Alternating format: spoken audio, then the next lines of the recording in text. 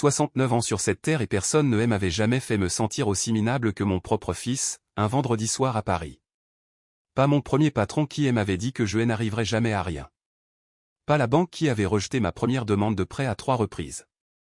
Pas même mon ex-femme Sylvie, qui m'avait quitté pour son prof de pilates et avait eu l'audace de garder le chien. Pas le cardiologue qui m'avait annoncé, à 52 ans, que mon cœur devait ralentir. Pas l'associé qui avait volé mon carnet des adresses en 1987 et m'avait serré la main sur le pas de la porte en partant. Personne. Pas une seule fois. Pas en 69 ans. Jusqu'à Julien. Ce gars-là était son idée. Naturellement, Julien Dubois, mon fils, mon sang, ma plus grande réussite et ma déception la plus déroutante, avait organisé une soirée de collecte de fonds caritatifs dans un somptueux salon de l'avenue Hoche. Un de ces lieux d'une élégance impossible où les lustres coûtent plus cher que la voiture de la plupart des gens et où les serveurs vous regardent comme s'ils avaient été diplômés d'une meilleure université que vous. 600 € le couvert, 200 invités, tenue de soirée exigée, la totale. Il m'avait appelé 3 semaines plus tôt, la voix dégoulinante de cette marque particulière des enthousiasmes qu'il réservait aux choses qui lui profitaient directement. Papa, il faut que tu viennes. Ça va être incroyable. J'y ai besoin de ma famille là-bas. J'y aurais dû m'en douter à ce moment-là. Julien n'avait pas besoin de gens. Julien avait besoin d'un public, mais c'était mon fils. Alors, j'y ai repassé mon beau costume. Le bleu marine, celui dont Sylvie disait toujours qu'il me donnait un air distingué. J'y ai ciré mes chaussures. J'y ai pris la ligne 9 du métro depuis mon appartement de Montreuil parce que je refusais toujours de payer les parkings parisiens par principe, et je suis entré dans le salon à 19h15 un vendredi soir, me sentant, sinon tout à fait fier, du moins présent. La salle était époustouflante. Je dois bien l'accorder à Julien. Du cristal partout. Un éclairage doré et tamisé, un quatuor à cordes dans le coin jouant quelque chose qui avait probablement un nom italien. 200 des citoyens les plus autosatisfaits de Paris sirotant du champagne et se félicitant mutuellement de leur générosité pour avoir fait acte de présence. J'y ai trouvé ma place, la table 14, dont j'y ai réalisé plus tard qu'elle était la plus éloignée de la scène, et je me suis présenté aux personnes autour de moi, un couple de Versailles, un promoteur immobilier de Boulogne-Billancourt, une femme nommée Patricia qui n'arrêtait pas de regarder son téléphone en soupirant bruyamment. Des gens normaux, mon genre de personnes. Julien m'a trouvé pendant le cocktail, m'a serré la main comme si j'y étais un collègue, et a dit, « Papa, tu es superbe. Ravi que tu aies pu venir. » Avant que quelqu'un de plus important n'apparaisse par-dessus mon épaule et ne l'éloigne au milieu de sa phrase. J'y ai élevé cet homme, ai-je pensé. J'y ai préparé ses goûters. Je l'ai conduit à l'école sous la pluie. J'y ai été garant pour son premier appartement. Je me suis assis seul dans des salles d'attente des hôpitaux à 2h du matin quand il avait 7 ans et qu'il avait une fièvre qui m'a fait plus peur que tout ce que j'y ai vécu avant ou depuis. Et il m'a serré la main. J'y ai pris un verre de vin. Puis un autre. J'y ai mangé le pain parce que à 69 ans, j'y ai gagné le droit de manger du pain sans m'excuser. J'y ai écouté 3 intervenants parler de programmes des entrepreneuriats pour les jeunes dans les quartiers défavorisés, ce qui était sincèrement émouvant et m'a fait brièvement oublier que j'y étais assis à la table 14 comme une réflexion après coup dans l'histoire de mon propre fils. Puis Julien est monté sur scène. Il était incroyable là-haut. Je ne vais pas mentir. Grand, élégant dans son smoking, avec ce genre de confiance naturelle qui remplit une pièce sans demander la permission. Il tenait ça de moi, en fait, bien que je soupçonne qu'il ait cessé d'y croire depuis longtemps. Le public l'a tout de suite adoré. Il a raconté 2 blagues, les 2 ont fait mouche. Il a parlé de la fondation avec une vraie passion, et j'y ai senti quelque chose se desserrer dans ma poitrine.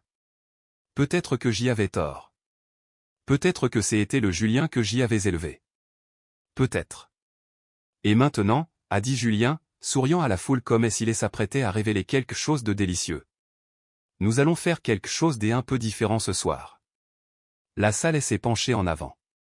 Combien d'entre vous ont un père? Rire, des mains se lèvent. Combien d'entre vous ont un père ennuyeux? Plus de rire, plus de mains. J'y ai souri poliment, sans regarder personne en particulier. Eh bien, a dit Julien, se détendant légèrement, et s'échauffant pour sa performance comme il le faisait toujours quand un public lui cédait un pouce. J'y ai amené le mien ce soir. Il a pointé son doigt directement vers moi. 200 têtes ont pivoté vers la table 14 comme un seul organisme. Lève-toi, papa. Oh non. Je me suis levé. Parce que faites-vous des autres quand 200 personnes vous regardent et que votre fils tient un micro et sourit comme s'il avait inventé la comédie. Mesdames et messieurs, je vous présente Émile Dubois, retraité de Montreuil, fan des documentaires sur Arte, se couche à 21h30, et qui a un jour décrit une virée chez le roi Merlin comme, et je cite, un samedi plutôt excitant. La salle a explosé. De vrais rires, des rires chaleureux, le genre de rire qui se croit inoffensif parce qu'il ne sait pas ce qu'il fait. Je suis resté là et j'y ai souri, car mes 69 années m'avaient appris que parfois, sourire est la seule option digne qui s'offre à vous. J'y ai souri de la façon dont on sourit quand quelque chose vous coûte plus que ce que vous êtes prêt à montrer. Alors, voici ce que nous allons faire, a poursuivi Julien, les yeux brillants par le spectacle de la situation. Nous allons mettre aux enchères une soirée avec mon père ennuyeux. Un dîner pour 2 offert par la Fondation. Qui veut de mon père ennuyeux? Nous allons commencer les enchères à 1 euro. Parce que honnêtement, il a fait une pause pour la blague, minutant parfaitement son effet, ça me paraît généreux. La salle a complètement perdu le contrôle. Quelqu'un à la table 3 a crié « 1 euro ». Et la foule a applaudi. Julien les a pointés du doigt comme un animateur de jeux télévisés qui n'avait jamais été aussi heureux de sa vie. 1 euro. Est-ce que j'y entends deux? Silence, des autres rires. J'y étais toujours debout, souriant toujours. Quelque part dans ma poitrine, quelque chose de très ancien et de très silencieux était en train de prendre une décision. Une fois, a dit Julien théâtralement. Et c'est alors que c'est arrivé. Depuis le fond de la salle. La table 1, la table que j'y avais remarquée plus tôt, la table la plus proche de la sortie, où un homme aux cheveux argentés, vêtu d'un costume sombre, était assis avec l'immobilité de quelqu'un qui n'a absolument rien à prouver. Une voix a coupé net à travers les rires comme une lame à travers du papier. 1 million d'euros. La salle n'est pas seulement devenue silencieuse, elle s'est arrêtée. 200 personnes, au milieu d'un rire, au milieu d'une respiration, au milieu d'une gorgée, se sont figées. Le quatuor à cordes qui s'échauffait dans le coin pour la suite de la soirée s'est arrêté. Je suis à peu près sûr que le lustre au-dessus de la table a cessé de se balancer. Le sourire de Julien n'a pas disparu immédiatement. Cela a pris environ 3 secondes, ce qui, dans ce silence, a paru considérablement plus long. Sa bouche est restée en forme de sourire tandis que le reste de son visage essayait de rattraper ce que ses oreilles venaient d'entendre. « Je suis désolé », a dit Julien dans le micro, sa voix faisant quelque chose que je ne lui avais jamais entendu faire auparavant, craquant légèrement. « Est-ce que quelqu'un a dit 1 million d'euros? » L'homme a répété. Même volume, même ton, sans précipitation, définitif, la voix d'un homme qui n'a pas l'habitude de se répéter et qui ne le fait que par courtoisie. Il était déjà debout. Cheveux argentés, costume sombre, sans cravate, fin de la soixantaine, peut-être début de la 70e, le genre des hommes qui prend exactement la quantité des espaces qu'il occupe, et pas 1 centimètre de plus, ce qui, paradoxalement, fait que tous les regards dans la pièce le trouvent immédiatement. Je ne savais pas qui il était encore. Je veux être clair là-dessus.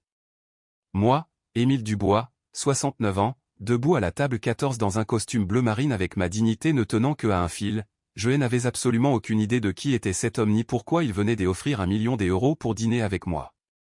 Mais je l'ai regardé, et il m'a regardé, et quelque chose est passé entre nous que je ne pouvais pas nommer alors et que je trouve encore difficile à décrire aujourd'hui. Une sorte de reconnaissance entre 2 hommes qui ont passé leur vie à être sous-estimés et qui ont appris à être très, très patients face à cela. Julien s'est repris. À peine. Nous avons 1 million d'euros, a-t-il dit dans le micro. Sa voix avait entièrement perdu son ton des animateurs de jeux télévisés. Adjugé au monsieur de la table 1. Je me suis rassis. Patricia, de la table 14, avait cessé de soupirer et me fixait avec une expression que je ne peux décrire que comme une profonde réévaluation. Le promoteur immobilier de Boulogne-Billancourt me regardait comme s'il regrettait de ne pas s'être présenté plus en détail pendant le cocktail. Le couple de Versailles se penchait l'un vers l'autre en chuchotant. J'y ai pris mon verre de vin et j'y ai bu une gorgée lente. 69 ans, ai-je pensé. Pas une seule fois. Mais maintenant, j'y étais curieux. J'y étais très, très curieux. La soirée a continué dans une atmosphère totalement différente. L'énergie dans la salle avait changé. La chaleur confortable et autosatisfaite avait été remplacée par quelque chose de plus électrique, de plus incertain. Les gens n'arrêtaient pas de jeter des coups d'œil entre moi et la table 1. Julien a présenté le reste de son programme avec un peu moins d'arrogance qu'au début, ce que j'y ai noté sans rien dire. Une fois le programme formel terminé, alors que les invités commençaient à se diriger vers le bar et à discuter entre eux, l'homme aux cheveux argentés a traversé la salle en direction de la table 14. Les gens s'écartaient sur son passage sans même s'en rendre compte. C'est un type de présence particulier, le genre qu'on ne peut pas fabriquer, qu'on ne peut pas acheter et qu'on n'apprend pas dans les livres. Il s'est arrêté à ma table et m'a regardé. « Émile Dubois » a-t-il dit, sans que ce soit une question. « C'est exact » ai-je répondu. Il a tendu la main. « Antoine Lemaire. » Je l'ai serré. Et même dans le bruit et l'électricité de cette salle, j'y ai senti ce nom atterrir quelque part d'important dans ma poitrine. Parce que même à Montreuil, même pour un retraité de 69 ans qui se couche à 21h30, même moi je connaissais ce nom. Antoine Lemaire, fondateur de Lemaire Capital Group. Le genre de fonds d'investissement privé qui ne faisait pas de publicité parce qu'il n'en avait pas besoin. Des couvertures du magazine Challenge, des interviews refusées.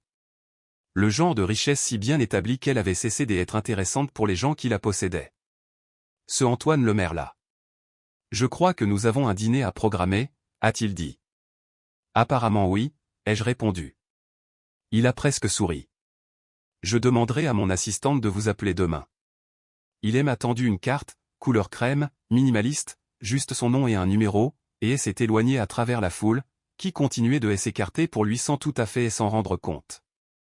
J'y ai regardé la carte, puis j'y ai regardé à l'autre bout de la salle Julien, qui m'observait depuis le bord de la scène avec une expression que je n'avais jamais vue sur le visage de mon fils auparavant.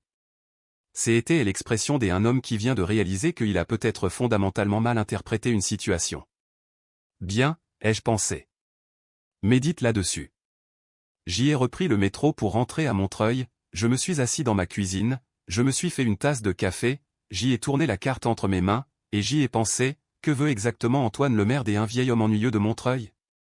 Je ne le savais pas encore, mais j'y avais le pressentiment que j'y allais bientôt le découvrir.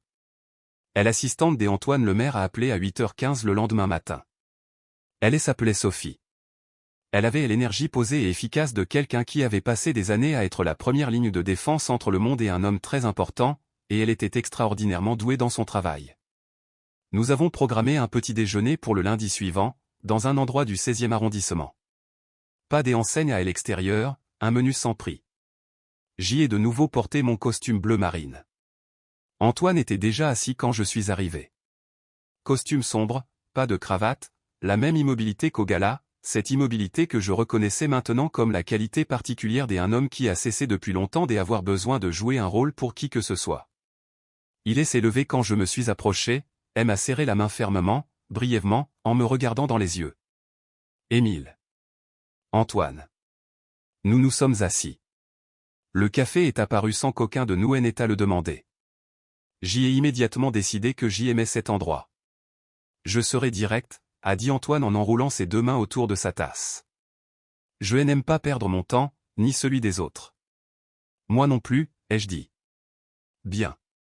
Il m'a étudié pendant un moment avec l'attention concentrée d'un homme habitué à évaluer les choses rapidement et précisément.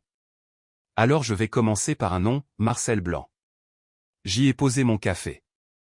Je n'avais pas entendu ce nom prononcé à voix haute depuis 11 ans. Marcel Blanc, mon plus vieil ami, mon colocataire à l'université de Nanterre en 1974, quand nous étions tous les deux fauchés, ambitieux et absolument certains que le monde nous devait quelque chose, ce qui n'était pas le cas. Mais nous étions jeunes et nous avions droit à l'illusion. Il s'était assis en face de moi dans une brasserie du quartier latin il y a 31 ans, avec une serviette en papier couverte de chiffres et l'expression particulière d'un homme qui a épuisé toutes ses options, mais pas ses convictions. Émile, j'y ai besoin de 50 000 € et de 6 mois. C'est tout ce qu'il me faut. J'y ai frappé à toutes les portes. Personne ne veut y toucher. Mais je sais que ça marche. Je le sais comme je connais mon propre nom. J'y avais regardé la serviette. J'y avais regardé Marcel. Et j'y avais pensé, cet homme ne m'a jamais menti en 30 ans d'amitié. Pas une seule fois. Je lui ai donné les deux, discrètement. Pas de contrat, pas d'accord de participation, pas des avocats, juste une poignée de main et un virement de 50 000 € depuis un compte dont Sylvie ignorait l'existence, parce que Sylvie m'aurait dit que j'y avais perdu la tête, et elle n'aurait pas eu totalement tort. Et je ne voulais pas avoir cette dispute parce que je savais déjà ce que j'y allais faire. 6 mois plus tard, l'entreprise de logistique de Marcel Blanc décrochait son premier gros contrat, un fabricant de taille moyenne en Seine-Saint-Denis qui avait besoin d'une solution de chaîne d'approvisionnement que personne d'autre n'avait pensé à construire comme Marcel l'avait fait. 2 ans après, son deuxième contrat, puis un troisième, puis un quatrième si important qu'il a obligé Marcel à embaucher 47 personnes en 3 mois.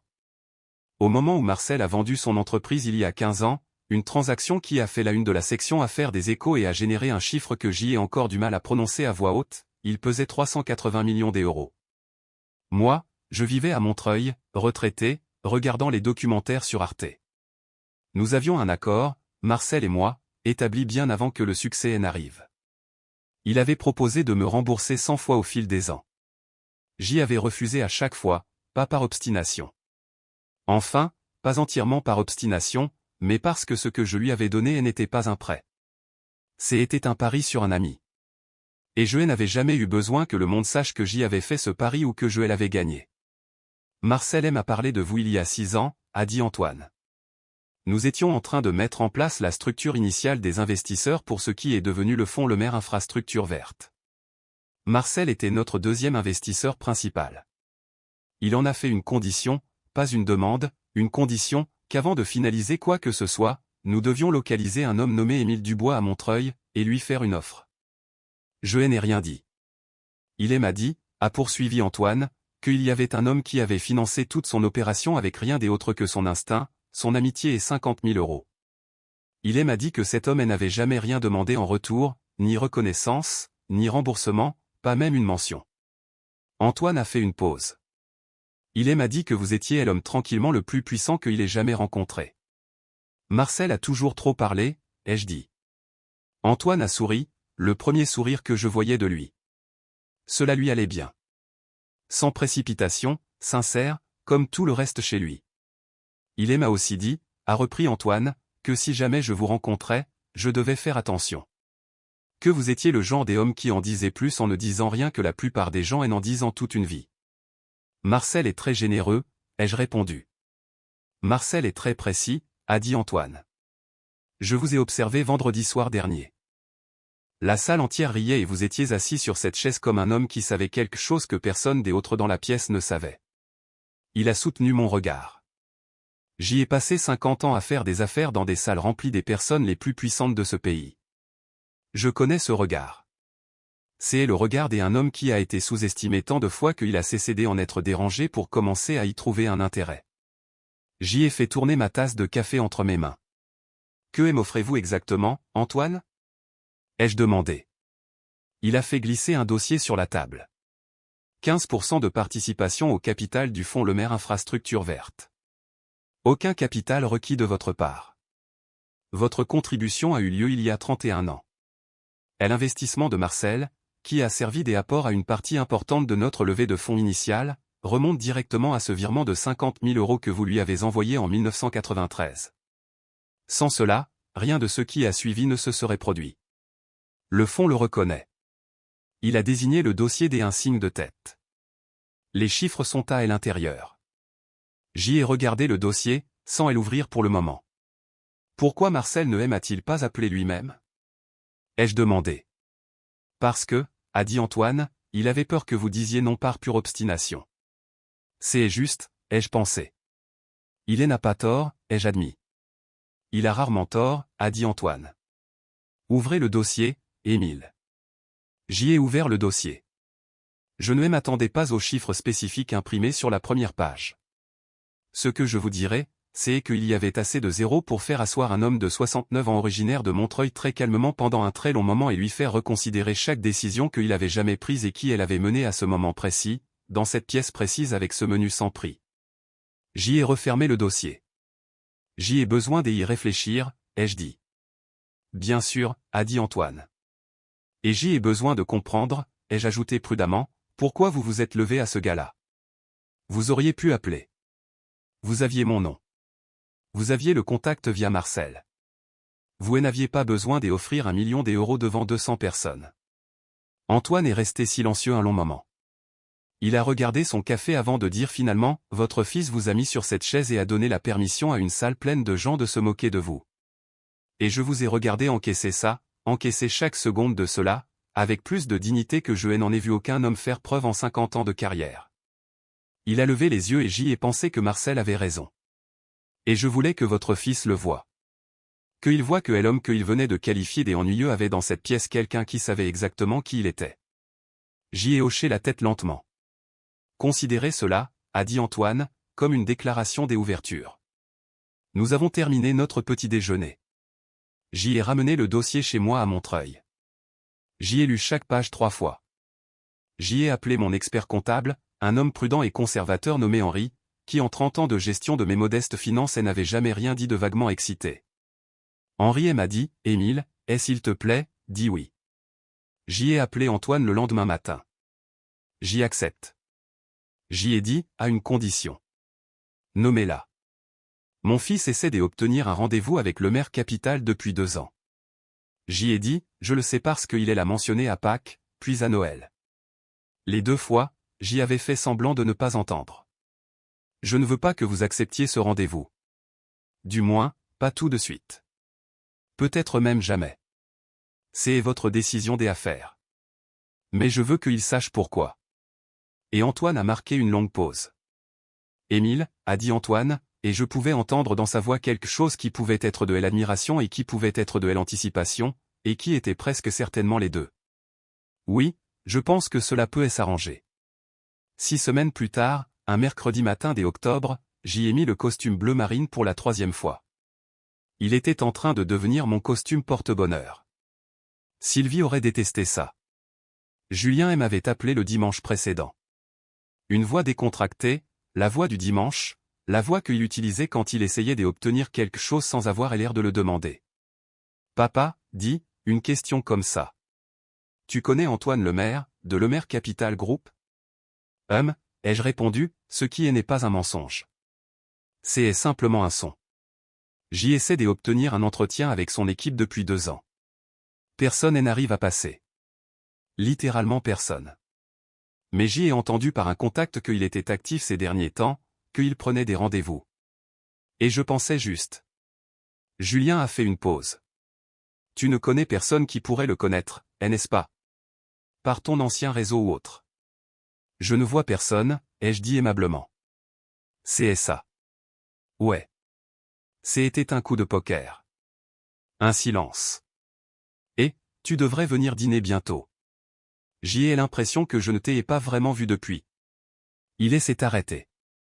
Il savait très bien depuis quand. Oui, bientôt. D'accord. Pas de colère. La colère s'était dissoute depuis longtemps, quelque part entre le 16e arrondissement et le moment où Henri avait prononcé des mots qu'il n'avait jamais dit auparavant.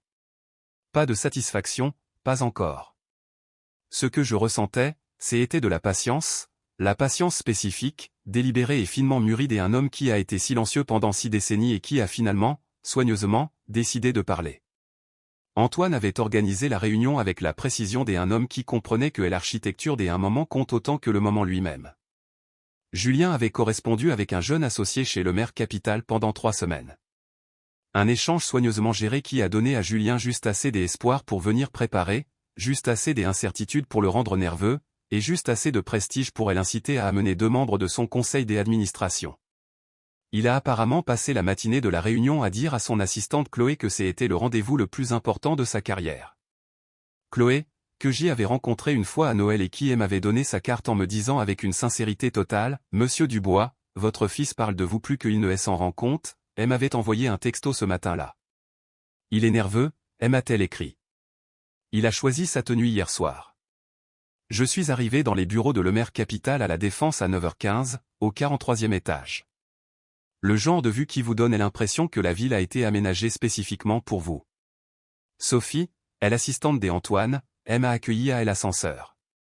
Monsieur Dubois. Elle était posée, efficace, excellente.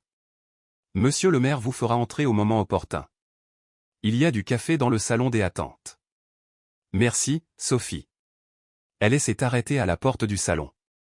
Monsieur Dubois. Monsieur le maire m'a dit de quoi il retournait pour cette réunion. Elle s'est autorisé le sourire le plus infime, le plus contrôlé que j'y ai jamais vu sur le visage d'un professionnel. Je travaille pour lui depuis 11 ans.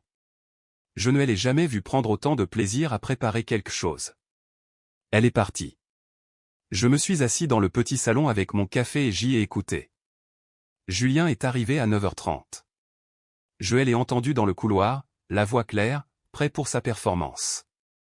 La voix particulière qu'il déployait quand il avait besoin de quelque chose de la part de quelqu'un d'important, plus chaleureuse que sa voix habituelle, un peu plus rapide, la voix d'un homme qui a répété.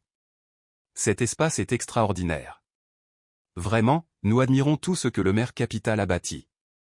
Le fonds pour les infrastructures, en particulier, la vision derrière cela est tout simplement remarquable. J'y ai élevé cet homme, ai-je pensé. J'y ai construit ce moment. Peut-être que ces deux choses ne sont pas sans rapport. La réunion a commencé. La voix d'Antoine à travers le mur, mesurée, sans précipitation, sincèrement curieux au sujet de la fondation de Julien, de sa structure, de ses objectifs, de son modèle de financement. Julien a répondu, « Eh bien, je veux être honnête à ce sujet. Mon fils est sincèrement talentueux. Il a parlé avec intelligence, clarté et une vraie passion du travail que sa fondation accomplissait dans les quartiers défavorisés. Et j'y ai ressenti cette fierté familière et compliquée qui m'a suivi tout au long de mes 35 années de paternité. La fierté qui s'assoit juste à côté du chagrin d'être incompris par la personne dont vous êtes le plus fier. » 22 minutes après le début de la réunion, Antoine a dit, avant d'aller plus loin, « Il y a quelqu'un que j'y aimerais faire entrer. Il a été impliqué dans notre fonds depuis le début, et je pense que son point de vue serait précieux ici. » Une pause. « Bien sûr, » a dit Julien. J'y ai entendu la pause dans sa voix, le léger recalibrage. Qui des autres nous rejoint? Sophie a ouvert la porte du petit salon et m'a fait un signe de tête. Je me suis levé, j'y ai ajusté ma veste, j'y ai pris ma serviette, la vieille serviette en cuir que Sylvie détestait tant, celle que je porte depuis 22 ans parce qu'elle a été partout avec moi et que je ne vois aucune raison d'en changer. Je suis entré dans la salle de conférence. Ce qui s'est passé sur le visage de Julien Dubois dans les 4 secondes qui ont suivi est quelque chose que je porterai en moi pour le reste de ma vie, et j'y ai l'intention de vivre considérablement plus longtemps juste pour continuer à le porter. D'abord, la reconnaissance, c'est mon père. Ensuite, la confusion, pourquoi mon père est-il là? Puis, le début du recalibrage, le calcul mental qui se met en route, est l'addition de choses qui ne semblaient pas liées auparavant, Antoine le maire connaît mon père. Et puis la 4e expression, celle qui se trouve sous toutes les autres, celle qu'un acteur essaie de réprimer et qu'il n'arrive pas tout à fait à maîtriser. La compréhension naissante, qui vous tord l'estomac et ébranle vos fondations, que quelque chose s'est passé dont il n'était pas au courant. Que le sol sur lequel il se tenait n'était pas le sol qu'il croyait. « Papa » a dit Julien. Sa voix est sortie à environ la moitié du volume qu'il souhaitait. « Julien » ai-je répondu, de la même manière que je le disais chaque dimanche depuis 35 ans, aimablement. Sans drame, je me suis assis en face de mon fils. Antoine était assis en bout de table, puis la porte s'est ouverte une dernière fois et Marcel Blanc est entré. Mon plus vieil ami, mon colocataire de fac, est l'homme que je n'avais pas vu depuis 11 ans, qui avait pris un vol depuis Lyon la veille au soir et qui m'avait serré dans ses bras dans le couloir pendant un long moment silencieux qui disait tout ce qui avait besoin d'être dit entre deux vieux amis qui s'étaient regardés devenir ce qu'ils allaient être. Marcel s'est assis à la droite d'Antoine et a regardé Julien avec le regard calme et évaluateur d'un homme qui pèse 380 millions d'euros, mais qui se souvenait du temps où il ne valait rien. Julien a regardé Marcel. Je l'ai vu reconnaître le nom. Je l'ai vu comprendre que l'homme qui avait bâti l'une des entreprises de logistique les plus prospères de l'histoire française au cours des 30 dernières années était assis en face de lui. Je l'ai vu commencer lentement, douloureusement, comme un homme qui lit une carte à l'envers puis la remet à l'endroit, à comprendre la forme de ce qu'il regardait. Julien, a dit Antoine, croisant les mains sur la table avec l'autorité tranquille d'un homme qui avait dirigé 10 000 réunions et qui savait exactement comment celle-ci allait se dérouler. Je veux être transparent avec vous parce que je crois que la transparence est importante et parce que je pense que vous méritez de comprendre l'image complète de ce qu'est cette réunion. Julien a hoché la tête. La performance avait complètement quitté son visage. Ce qui restait, c'était juste mon fils, 35 ans, qui soudainement paraissait plus jeune. Votre père et moi sommes associés, a dit Antoine. Une participation de 15% dans le fonds Le Maire Infrastructure Verte. Ce partenariat a été finalisé il y a 6 semaines. Il a laissé cette information planer. Il a été établi en raison d'une décision que votre père a prise il y a 31 ans. Une décision que je ne détaillerai pas à moins qu'il ne choisisse de le faire, qui est fondatrice de tout ce sur quoi ce fonds est construit. Ce n'est pas un mot que j'y utilise à la légère ou par générosité. C'est le mot exact. Silence. Julien s'est tourné vers moi. Papa, laisse-le finir, ai-je dit doucement mais avec assez de fermeté. Je veux aussi que vous sachiez, a poursuivi Antoine, que le travail de votre fondation est sincère et que votre proposition est solide. Votre équipe a fait un travail sérieux et, dans des autres circonstances, ce serait une conversation différente. Une pause. La pause spécifique d'un homme qui a choisi ces mots suivants avec un grand soin. Mais je suis au courant de vos tentatives pour contacter le maire Capital depuis 2 ans, et j'y ai pris la décision de ne pas accepter cette réunion. Je veux que vous compreniez pourquoi, parce que je pense que vous avez mérité cette explication. Julien était complètement immobile. Ces 2 membres du conseil des administrations, que j'y avais rencontrés environ 90 secondes auparavant, étaient assis avec la qualité figée particulière des personnes qui ont réalisé qu'elles assistaient à quelque chose de très intime et qu'il n'y avait pas d'issue. Le soir où j'y ai rencontré votre père, a dit Antoine, j'y ai regardé un homme de 69 ans être placé sur une chaise, sur une scène, dans une salle pleine de gens qu'il n'avait jamais rencontrés, par son propre fils, et transformé en objet de moquerie. Et je les regarder encaisser ça, absorber chaque seconde de cela, avec plus de dignité et plus de grâce que je n'en ai vu quiconque faire preuve en 50 ans des affaires. La voix d'Antoine ne s'est pas élevée. Il n'en a jamais eu besoin. Je ne fais pas des affaires avec des gens qui ne savent pas reconnaître la valeur de ce qu'ils ont sous les yeux. Et je ne fais pas des exceptions à cette règle. La pièce était si silencieuse que je pouvais entendre la ville, 43 étages plus bas. Marcel Blanc regardait la table. Sa mâchoire bougeait très légèrement, comme il le faisait toujours quand il essayait de ne pas sourire. Les yeux de Julien étaient humides. Mon fils, qui pouvait jouer n'importe quel rôle, ne jouait plus rien maintenant. Sa mâchoire a fonctionné silencieusement. Papa. Juste le mot, dépouillé de tout le reste. Je n'en avais aucune idée. Je sais que tu n'en avais pas, ai-je répondu. C'était censé être drôle. Je n'essayais pas de. Julien. Je me suis penché en avant, j'y ai regardé mon fils. Je l'ai vraiment regardé, comme je le faisais quand il était petit et effrayé et qu'il avait besoin de quelqu'un pour lui expliquer la vraie nature des choses. Je veux te dire quelque chose, et j'y ai besoin que tu l'entendes de la manière dont je le pense, et non de la manière dont ça pourrait sonner. Il a attendu. Je n'ai jamais eu besoin que tu saches ce que je fais en silence, ai-je dit. Je n'ai pas donné cet argent à Marcel pour être reconnu. Je n'ai pas passé 31 ans à refuser le remboursement parce que je voulais qu'on me découvre. J'y ai fait ces choses parce que c'est ce que je suis. Discret, patient, satisfait de laisser le travail parler à distance. J'y ai soutenu son regard. Mais j'y ai 69 ans. Et je me suis assis sur cette chaise, et 200 personnes ont ri. Et tu m'as pointé du doigt et tu m'as traité des ennuyeux dans une salle remplie d'inconnus. Et cela m'a coûté quelque chose que je ne vais pas faire semblant de ne pas avoir payé. La mâchoire de Julien était crispée. Ses yeux étaient pleins de larmes. Alors, voici ce qui va se passer, ai-je dit. Je me suis levé et j'y ai boutonné ma veste. Je vais rentrer chez moi à Montreuil. Je vais aller trouver quelque chose de véritablement intéressant chez le roi Merlin. Et tu vas méditer là-dessus.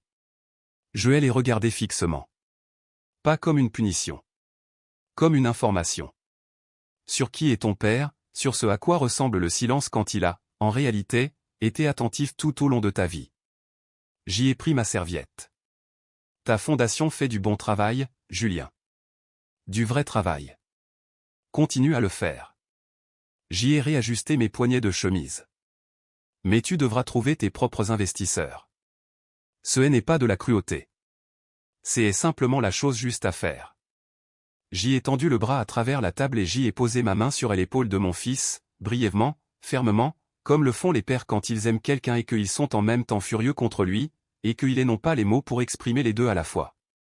Ensuite, j'y ai serré la main d'Antoine et j'y ai pris Marcel Blanc dans mes bras, comme il se doit, de la façon dont on serre dans ses bras un homme qu'on connaît depuis 50 ans, peu importe qui regarde. Parce que à 69 ans, je serre mes amis dans mes bras et je ne m'en excuse pas. 50 ans, a dit Marcel doucement contre mon épaule. 50 ans, ai-je répété.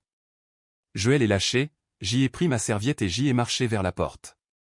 Émile, a dit Antoine. Je me suis retourné. Il me regardait avec une expression que je reconnaissais parce que je l'avais vue une fois auparavant, à la table un vendredi soir sur l'avenue Hoche.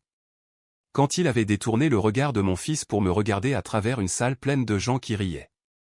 Un respect silencieux, le genre qui n'a pas besoin de s'annoncer. Dîner vendredi, a-t-il dit. Seulement et s'il n'y a pas de prix sur le menu, ai-je répondu. Le coin de sa bouche a bougé. Évidemment. Je suis sorti. J'y ai pris l'ascenseur pour descendre les 43 étages, j'y ai traversé le hall des accueils, j'y ai poussé la porte pour me retrouver sur l'esplanade de la Défense.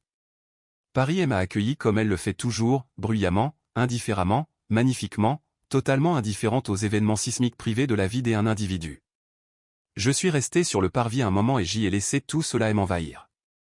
Le bruit, l'air des octobre, froid et vif, comme seul l'air des octobre à Paris peut l'être, les taxis au loin, les gens se déplaçant dans toutes les directions avec l'urgence concentrée d'une ville qui n'a jamais envisagé une seule fois de ralentir. Dans la poche intérieure de ma veste se trouvait un document que mon expert comptable avait décrit, avec retenue, comme le genre de choses qui changent la forme d'une vie. Une participation de 15% dans un fonds des infrastructures des énergies propres que Antoine Le Maire avait passé 4 ans à construire discrètement et méthodiquement pour en faire quelque chose qui, au cours de la prochaine décennie, remodèlerait toute une industrie. Mon nom était dessus. Émile Dubois, Montreuil. Retraité. Ennuyeux. Julien s'en remettrait. Je connais mon fils. Il est têtu et talentueux. Et sous la performance, sous le gala, le micro, les enchères et les moqueries, il est le garçon que j'y ai élevé, le garçon que j'y ai conduit à l'école sous la pluie, le garçon à côté de qui je me suis assis dans les salles des attentes à 2 heures du matin quand il avait une fièvre qui m'a effrayé plus que je ne l'ai jamais avoué à quiconque. Il allait s'asseoir avec ce qui s'était passé dans cette pièce. Il allait le retourner dans sa tête. Il finirait, pas tout de suite, mais il finirait par le comprendre comme cela devait être compris. Et quand il serait prêt, je serais à Montreuil, là où j'y ai toujours été. J'y ai marché jusqu'au métro, je suis rentré à Montreuil, je me suis fait une tasse de café, je me suis assis dans ma cuisine, et pour la première fois depuis un vendredi soir sur l'avenue Hoche, où mon propre fils avait tenu un micro et m'avait offert à une salle pleine des inconnus pour 1 euro. Émile Dubois s'est senti exactement, complètement et sans aucune excuse, lui-même. Pas ennuyeux. Il n'avait jamais été ennuyeux. Il était juste silencieux. Et la chose à propos des hommes silencieux, la chose que Julien Dubois commençait seulement à comprendre, 43 étages plus haut dans une salle de conférence à la Défense avec les yeux de Marcel Blanc fixés sur la table et les mots d'Antoine Le Maire flottant encore dans l'air, c'est que le silence n'est pas synonyme des absences. Les hommes silencieux voient tout. Les hommes silencieux se souviennent de tout. Et les hommes silencieux, quand ils décident enfin que le moment est venu, quand ils boutonnent leur veste, prennent leur vieille serviette en cuir et quittent une pièce qu'ils viennent de réorganiser de fond en comble. Les hommes silencieux ne regardent pas en arrière. Ils n'en ont pas besoin.